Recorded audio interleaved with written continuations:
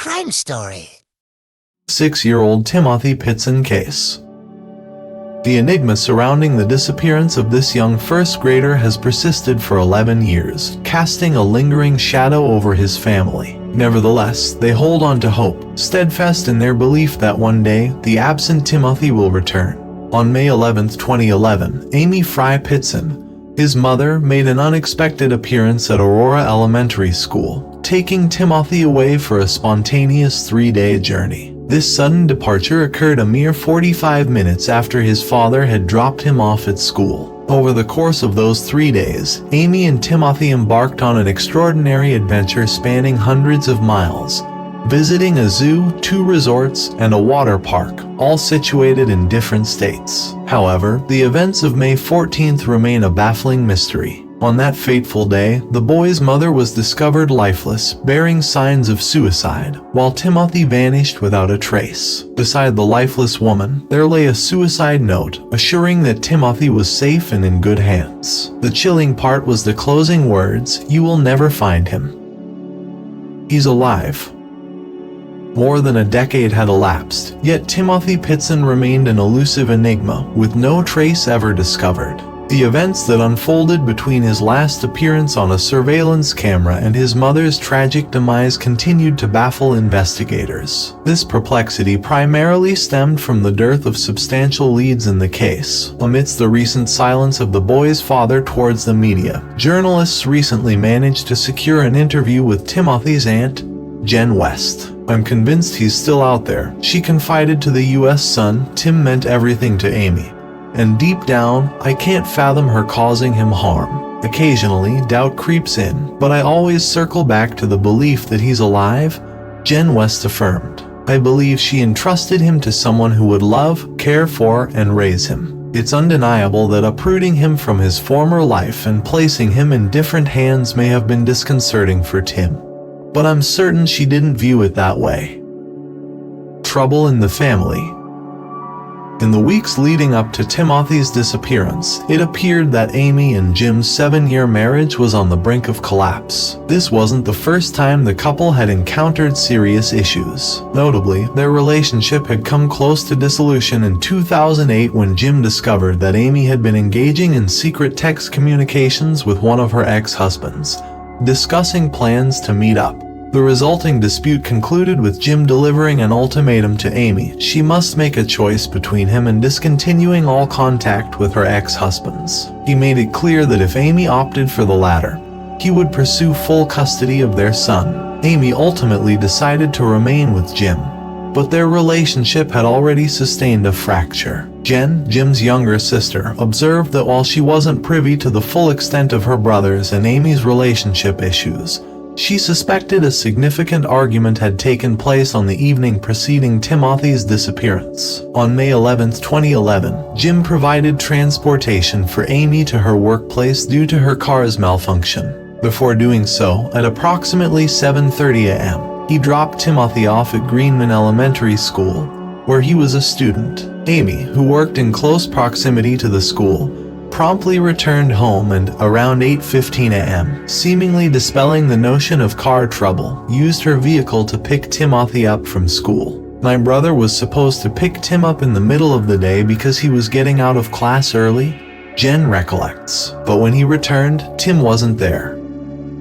The growing concern was palpable. School authorities informed Jim Pitzen that his wife had already collected Timothy a few hours earlier, explaining it as a family emergency. This revelation surprised Jim, as he was typically the one to retrieve their child. Attempting to contact his wife via her cell phone, Jim found all his calls met with silence. As hours passed without any word from Amy, Jim's worry deepened. It's worth noting that Amy had experienced bouts of depression at times, but in recent years, she had seemed stable, having discontinued her visits to a psychologist and not taking any medication. Simultaneously, unanticipated disappearances weren't entirely foreign to Amy. She would occasionally leave the house for 2-3 hours without notifying anyone to clear her head, especially when she was upset about something. However, Amy had never taken her son with her during such departures. Jim was aware that Amy had grappled with more severe episodes of depression in the past, during which she had even attempted suicide.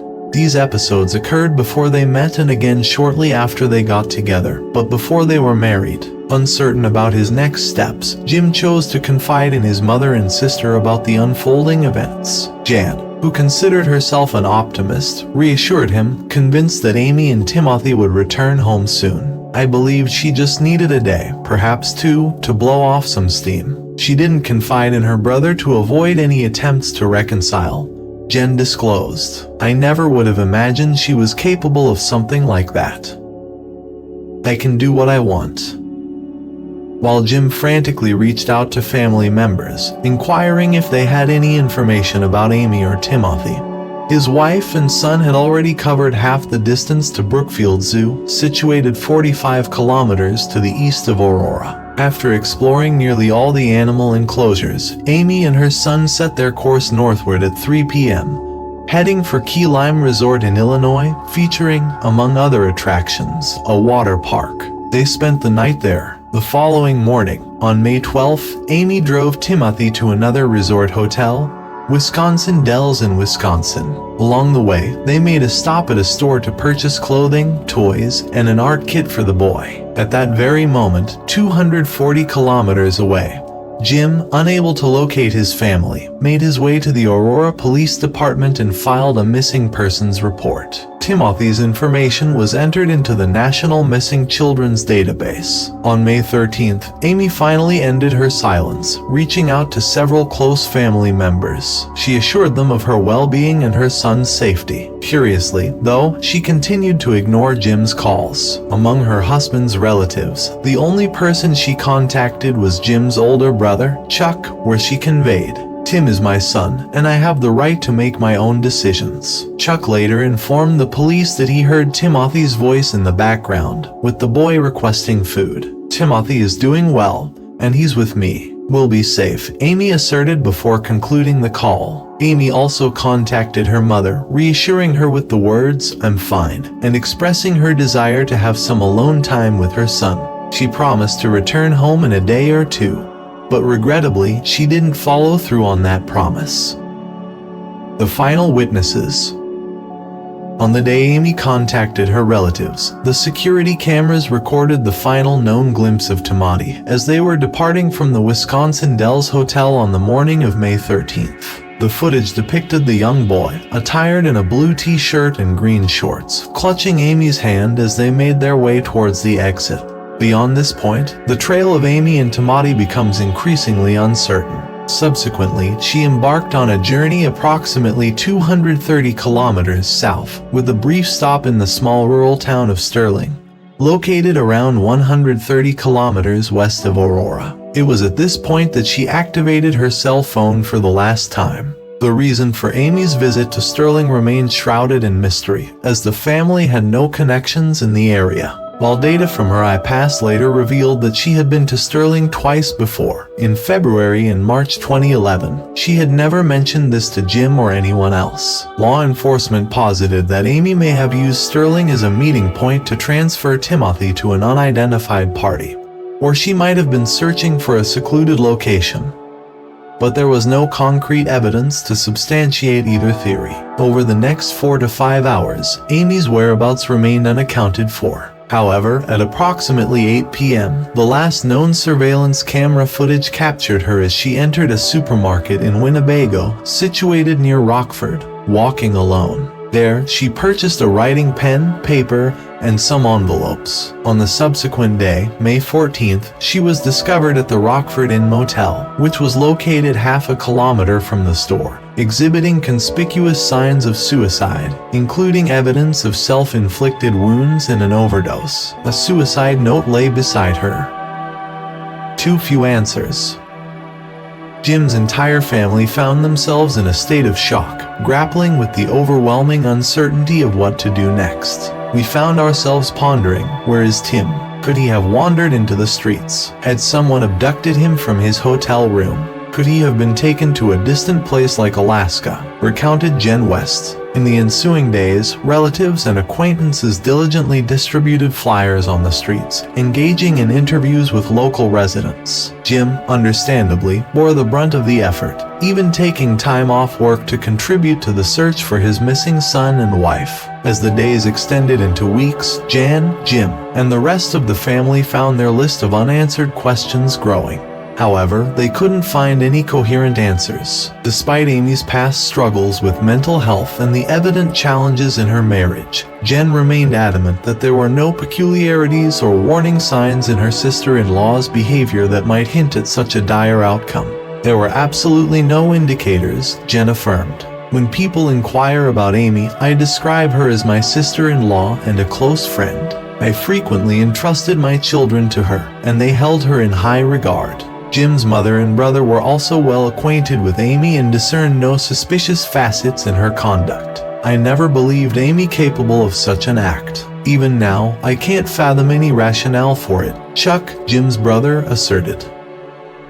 Evidence.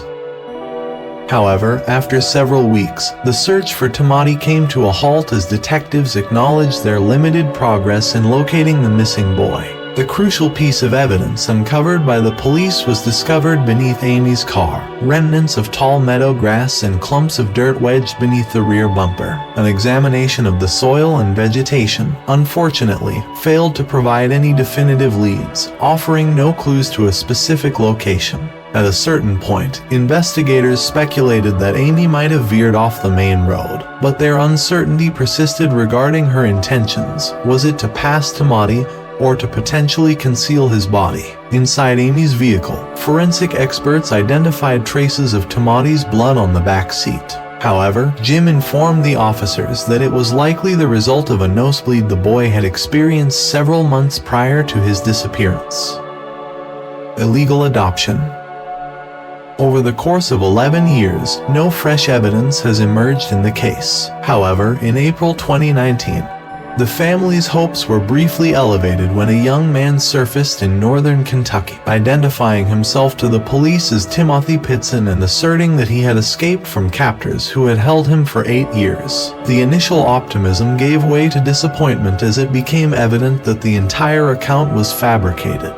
Police investigations revealed that the person in question was actually 23-year-old Brian Rennie, with a history of criminal records and a compulsive inclination to deceive. Jen described the hoax as cruel, emphasizing how Rennie's actions compelled her and the entire family to relive Timothy's disappearance for a second time. Despite the distressing turn of events, she still maintains her optimism, firmly believing that her energetic, inquisitive, and sweet nephew remains somewhere out there. Additionally, Jen shared the enduring impact of Amy's haunting words in the suicide note, which declared that the boy would never be found. Amy, regrettably, fulfilled that somber promise. However, I am unequivocally certain that Tim is alive, 100,000% sure. I can't fathom Amy being capable of causing harm to a child. She was an exceptionally kind and loving mother. I believe this might involve some illicit adoption arrangement. It appears she meticulously planned it, with numerous meetings in Sterling, which is likely why the authorities are unable to uncover any traces of her. Jen also clarifies that Timmothy was merely 6 years old when he went missing. The boy possessed knowledge of his name, his home address, his parents' names, and their phone numbers. Even if he's under a different identity now, he probably retains memories of his early years, albeit potentially suppressed. His inquisitive nature won't fade away, so I'm convinced that as he grows older, he'll pose more questions and, one day, independently discover his family, Jen remarked. I hope you liked this story. Please don't forget to leave a comment sharing with your thoughts below. Give a thumbs up this video, and remember to hit that subscribe button to stay tuned for more captivating stories. Thank you for joining us on this remarkable journey, and we'll see you in the next video.